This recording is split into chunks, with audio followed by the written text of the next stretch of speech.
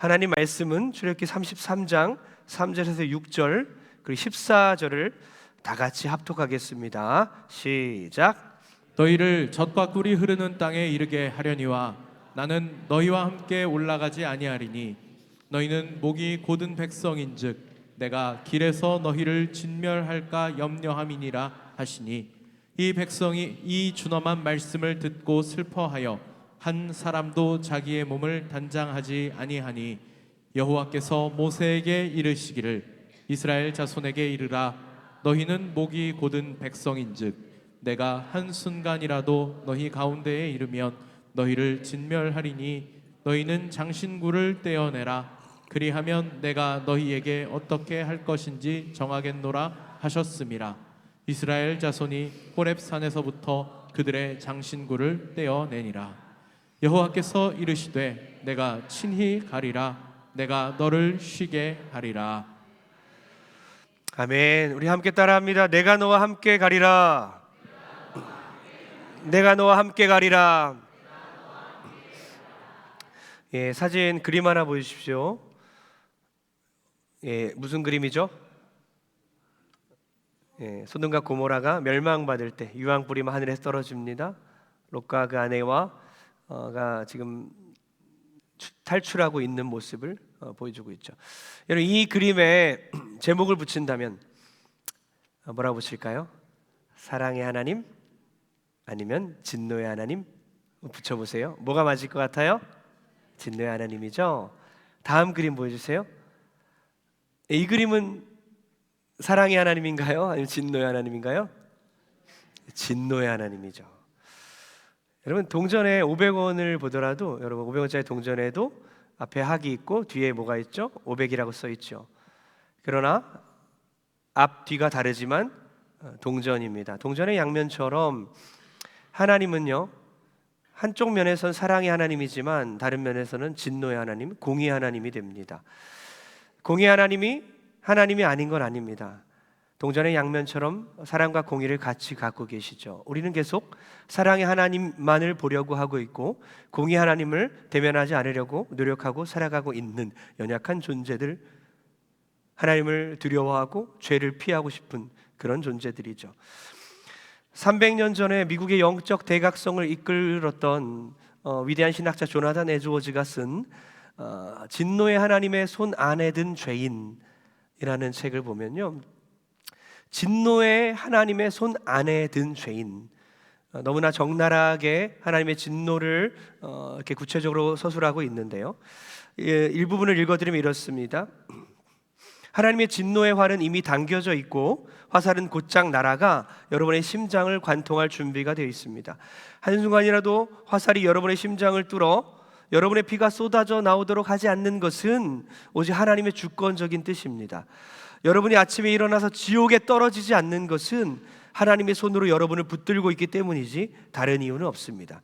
여러분이 여기 하나님의 집에 앉아 있으면서도, 여러분이 죄악된 방식으로 지금 예배를 드리면서도 하나님의 분노를 일으키고 있더라도 여러분이 아직 지옥에 떨어지지 않고 있는 것은 하나님의 손이 여러분을 붙들고 있기 때문입니다. 다른 이유가 없습니다.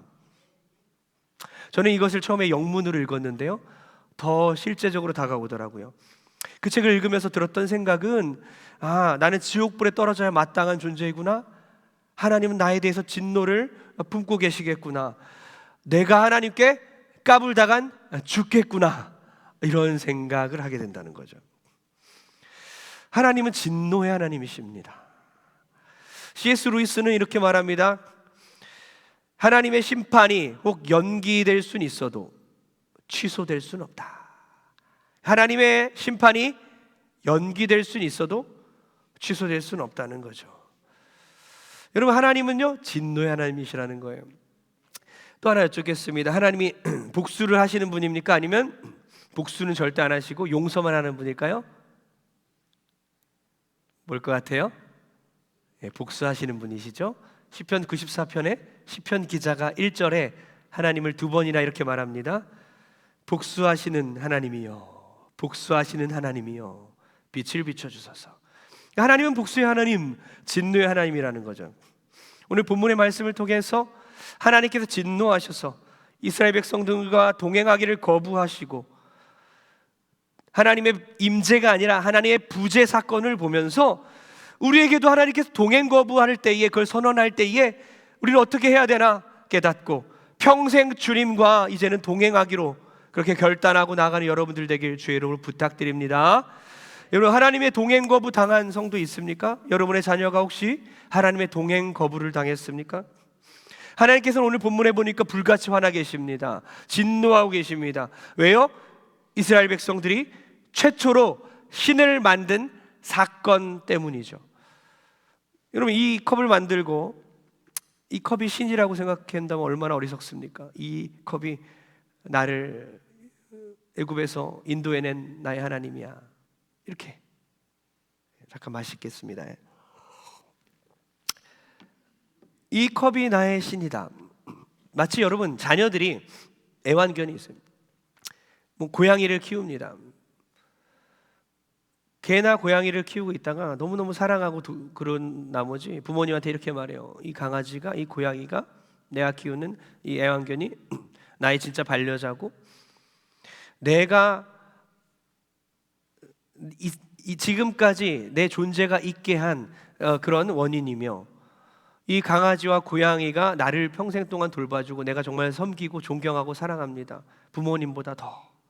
이런다 어떻게 되죠? 부모님이 기가 막히고 버럭 하시겠죠. 강아지 고양이보다 부모님을 더 사랑한다면 부모님이 얼마나 황당하겠습니까? 그런 거예요. 황금 송아지를 만들어 놓고 이것이 애굽 땅에서 우리를 인도해낸 하나님이다. 너무나 기가 막힌 바보 같은 어리석은 행동을 한 것입니다. 그날에 모세는 산에서 내려오면서 십계명 돌파를 던져버립니다. 깨뜨려 버리고요. 그날에 하나님께서는 3,000명을 바로 죽이십니다. 엄청난 사건이 벌어진 거예요. 그리고 하나님께서 이스라엘 백성들과 동행 거부를 하시는 거예요. 1절 다 같이 읽어보겠습니다. 1절 무슨 내용인가요? 1절입니다. 시작. 여호와께서 모세에게 이르시되 너는 내가 애굽 땅에서 인도하여 낸 백성과 함께 여기를 떠나서 내가 아브라함과 이삭과 야곱에게 맹세하여 내 자손에게 주기로 한 그 땅으로 올라가라. 여러분 관찰 잠깐 해보십시오. 1절 잠깐 보여주세요. 맨 윗줄에 뭐가 다르죠? 잘못된 단어가 하나 있죠? 우리가 기존에 알고 있던 단어와 좀 다른 단어가 나왔습니다. 뭐죠? 여호와께서 모세에게 이르시되 너는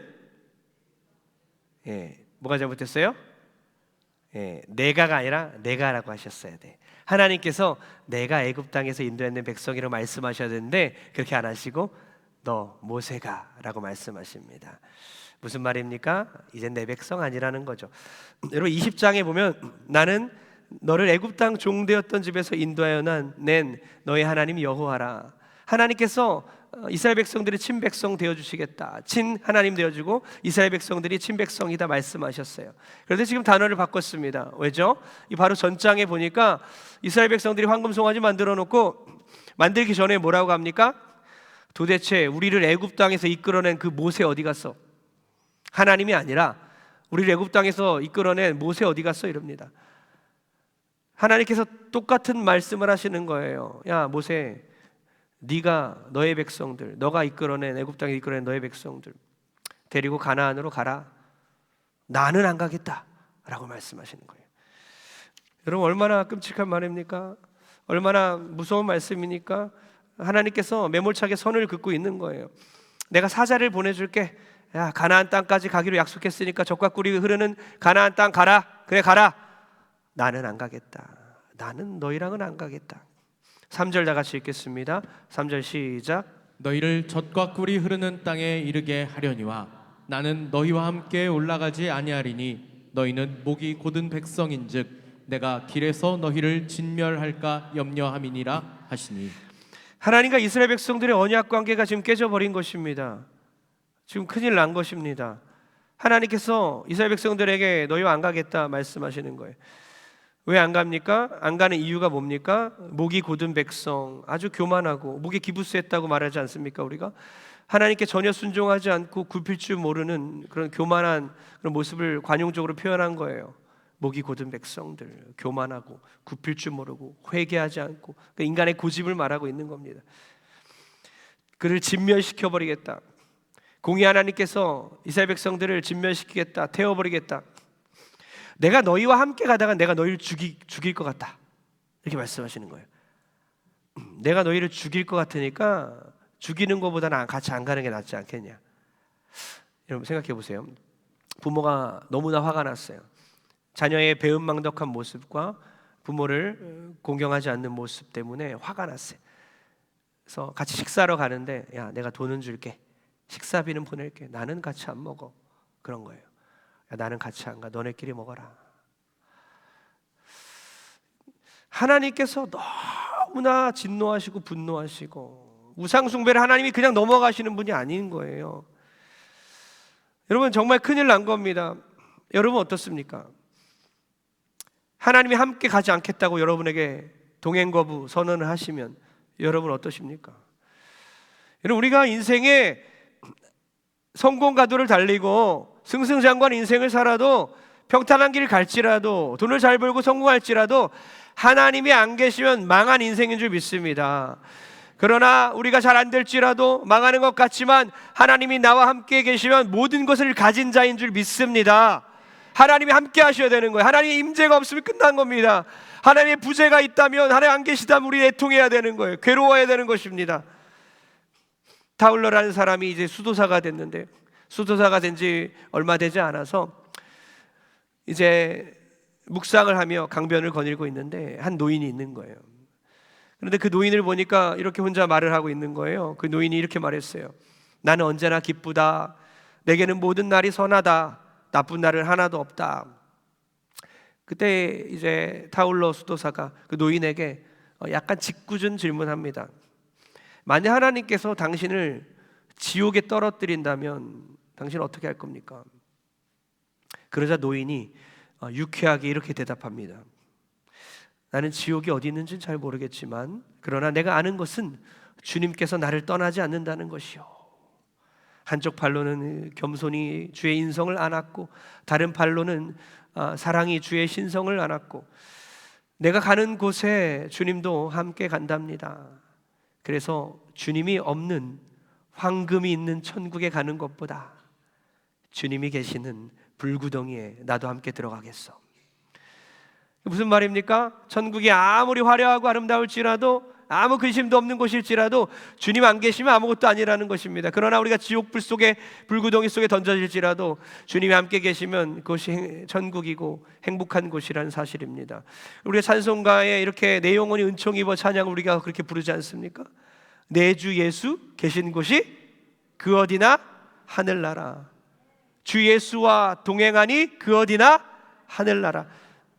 우리가 아무리 가시밭길을 걸을지라도, 유리 조각을 밟으며 걸을지라도 주님과 함께 손붙잡고 가면 그것이 천국인 줄 믿습니다.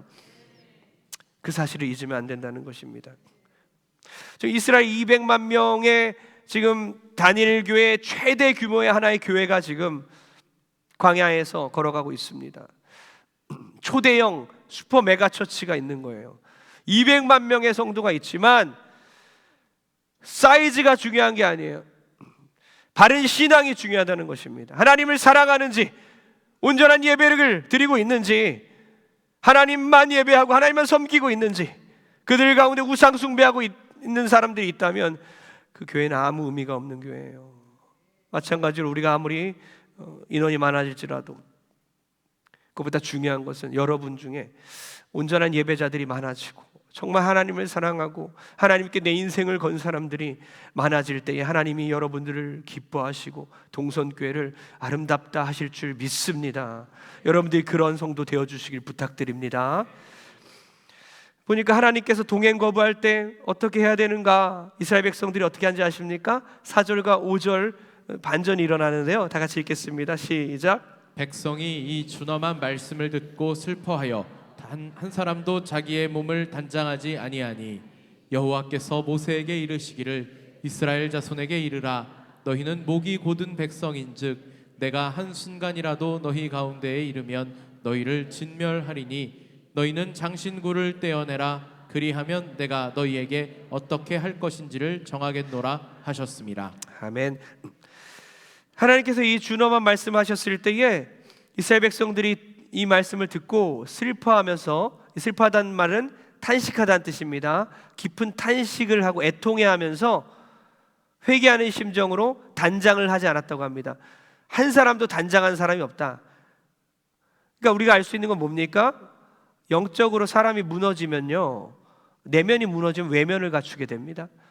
내면이 무너지고 영적으로 점점 위축되고 영적으로 가난하게 되면요, 외형을 갖추려고 하는 거예요. 겉으로 치장하려고 하는 것입니다. 겉모습을 중요하게 생각하게 되는 거예요. 이들은요, 하나님 앞에서 죄를 짓고 회개하는 마음으로 단장을 다 제했습니다. 외형을 다 없애버렸어요. 그리고 귀에 있는 장신구들을 다 떼어냈습니다. 장신구가 뭘 의미합니까? 이 안에 고대 근동 지방에서는요, 신상들이 새겨져 있어요. 아로 새겨져 있었습니다. 그래서 야곱이 베델로 올라갈 때에 하나님께 회개하고 과거를 다 회개하면서 함께 간 사람들과 함께 모든 귀걸이들과 신상들을 다 땅속에 묻어두고 베델로 올라가지 않습니까? 마찬가지로 지금 이 장신구들이 어디서 났겠습니까? 애굽에서 난 거 아닙니까? 다 이방신들을 섬겼던 이것들을 차고 있는 거예요. 그러니 금송아지를 섬기게 되는 거죠. 모든 결과인 과정이 있는 거예요. 신앙이 떨어지고 한 사람이 타락하는 데까지는요, 가정이 불화가 일어나기 전까지는요, 모든 그런 중간 과정들이 있지 않습니까? 이들 장신구를 이제 떼어내기 시작하는 거예요. 외형을 다 버리기 시작하고요, 이방 신상을 버리기 시작했습니다. 여러분, 하나님께서 이렇게 우리의 결단 가운데 다시 한번 하나님께서 우리와 동행하기로 마음 먹으시고 약속해 주실 줄 믿습니다. 우리 우상 숭배를 제해야 되는 것입니다. 여러분, 13절과 14절로 넘어가겠습니다. 13절 먼저 읽어보겠습니다. 6절 넘어가 13절 시작. 내가 참으로 주의 목전에 은총을 입었사오면 원하건대 주의 길을 내게 보이사 내게 주를 알리시고 나로 주의 목전에 은총을 입게 하시며 이 족속을 주의 백성으로 여기소서. 아멘. 모세의 기도가 너무나 중요한데요, 모세의 간구와 기도를 통해서 하나님께서 그 기도를 들으시고 다시 이스라엘 백성들을 자녀 삼아 주시고 이스라엘 백성들 한가운데 임재해 주십니다. 이 언약의 대표자인 모세가 계속되는 간구와 이스라엘 백성들을 위한 도고 기도를 통해서 자신도 점점 성장해 가는 모습을 보이는데요, 여러분, 공동체를 위해서 죄를 짓지 않게 해달라고 기도하는 분들 계십니까? 혹은 여러분을 위해서 기도해 주는 분 계십니까? 모세는 이스라엘 백성을 위해서 생명 걸고 기도합니다.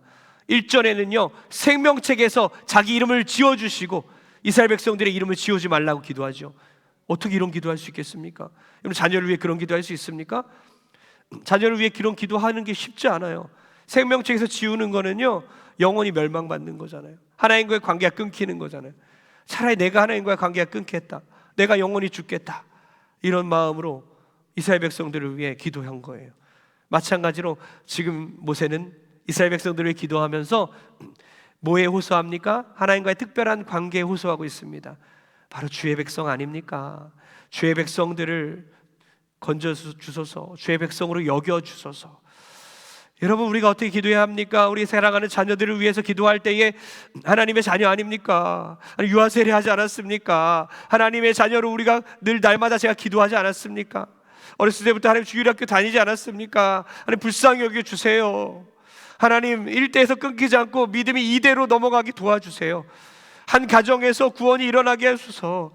너와 내 집이 구원받는다 하지 않았습니까? 하나님, 하나님의 백성으로 여겨주세요. 하나님, 우리 자녀를 버리지 말아주소서. 여러분, 생각해 보십시오. 지금 전교인의 반이 넘는 그 자녀들이, 부모가 하나님을 떠났어요. 교회 다니지 않습니다. 하나님의 부재입니다. 여러분, 직분자들, 항존 직분자들의 3분의 2가 자녀들이 하나님을 떠났어요. 교회를 다니지 않습니다. 청년들 중에서도 혼자 다니는 청년도 너무나 많아요. 여러분, 우리가 기도해야 됩니다. 특별한 관계에 호소해야 합니다. 우리 다음 세대, 우리 자녀들 살려주옵소서. 하나님의 백성 아닙니까? 나의 생명책에 나의 이름을 지워주시더라도 우리 자녀의 이름 지워주지 마세요, 주님. 그런 기도를 통해서 이스라엘 백성들을 구원했듯이 우리의 기도가 그런 기도가 나오길 주의 이름으로 축복합니다. 그럴 때 하나님께서 어떻게 하시냐? 14절 읽겠습니다. 14절 시작. 여호와께서 이르시되 내가 친히 가리라. 내가 너를 쉬게 하리라. 아멘. 내가 친히 가리라. 하나님께서 그 기도를 응답해 주셨습니다. 모세 기도 응답해 주셨어요. 모세는 또 얼마나 영적인 욕심이 많은지요. 하나님의 영광을 보여주세요 라고 또 기도합니다. 하나님께서 너 나 보면 죽어, 나를 대면하면 넌 죽는다. 거룩하신 하나님이기 때문에 볼 수 없어요. 그래서 바위 틈 은밀한 곳에 모세를 감추시고 손으로 덮어주시고 하나님이 지나가시고 그 뒷모습만, 영광의 그 반영만 보여주시는 거예요. 그렇게까지 모세에게 배려해 주십니다. 여러분, 하나님의 임재가 이렇게나 중요한 겁니다. 여러분, 하나님의 부재한 상태에 있습니까? 우리 가족에게서 여러분의 전심으로 진노의 화살이 여러분에게 향하고 있는데 아직도 사랑의 하나님이라고 착각하고 있습니까? 그 진노의 화살을 걷어주시고 주님 나와 동행하여 주옵소서. 부재하고 계신 하나님 다시 나에게 임하여 주시고 역사하여 주옵소서. 기도한 여러분 되길 바랍니다. 마티가 하나님의 임재를 느끼지 않을 때는 이렇게 하라 그랬어요. 6가지를 읽어드리겠습니다. 지금 하나님의 임재를 느끼지 못하고 있는 사실을 먼저 인정하라. 그리고 하나님을 경험할 수 있는 시간과 방법과 장소를 준비하라. 영적 거장들의 글들을 읽어보고 산책하라. 하나님의 침묵이 길어지더라도 인내하며 믿음을 지켜라. 하나님의 신호가 느껴질 때 즉각적으로 반응하라. 마지막으로 이 위기를 가장 잘 극복할 수 있는 방법은 예배를 반드시 지켜야 한다. 여러분, 하나님의 임재를 우리가 경험하기 위해서 날마다 더 노력하시고 기도한 여러분 되길 바랍니다. 이 이야기를 드리고 결론 내리겠습니다. 아메리카의 인디안들은요, 소년들의 용기를 훈련하는 독특한 방법이 있었습니다. 많이 들어보셨죠? 이 소년들의 용기를 시험하기 위해서 밤중에 야생에서 그냥 밤새도록 야생 동물들과 함께, 들짐승들과 함께 생활하게 하는 거예요. 소년들이 얼마나 두렵겠습니까? 그 긴 시간을, 무서운 시간들을 참고 보내면서 그들의 담력을 훈련하는 거예요. 근데 밤이 지나서 아침이 돼요. 보니까 가까운데 나무 위에서 아버지가 화살을 겨냥하고 들짐승들이 공격하지 않게 돕고 있었던 거죠. 마찬가지입니다. 여러분, 하나님께서 우리의 인생 가운데 우리를 보호하시는 화살을 들어주셔서 사단의 영역으로부터, 우리를 침해하는 악한 것들로부터 우리를 지켜주실 줄 믿습니다. 우리에게서 진노의 화살을 거두시고 이제는 은혜의 화살과 보호의 화살로 우리를 지켜주시는 주님을 찬양하며 평생 감사로 살아가는 우리 모든 성도 되길 주의 이름으로 축복합니다. 다 같이 기도합니다. 기도할 때 하나님, 우리 자녀를 향한 진노의 화살 거두어 주시고 나를 향한 진노의 화살 거두어 주시고 평생 보호의 화살과 은혜의 화살만 우리에게 향하게 도와 주옵소서. 하나님의 부재가 아니라 임재를 경험하게 하시고 동행 거부가 아니라 동행 허락하여 주시옵소서. 평생 주의 손 붙잡고 나가겠습니다. 다 같이 결단하며 기도하겠습니다.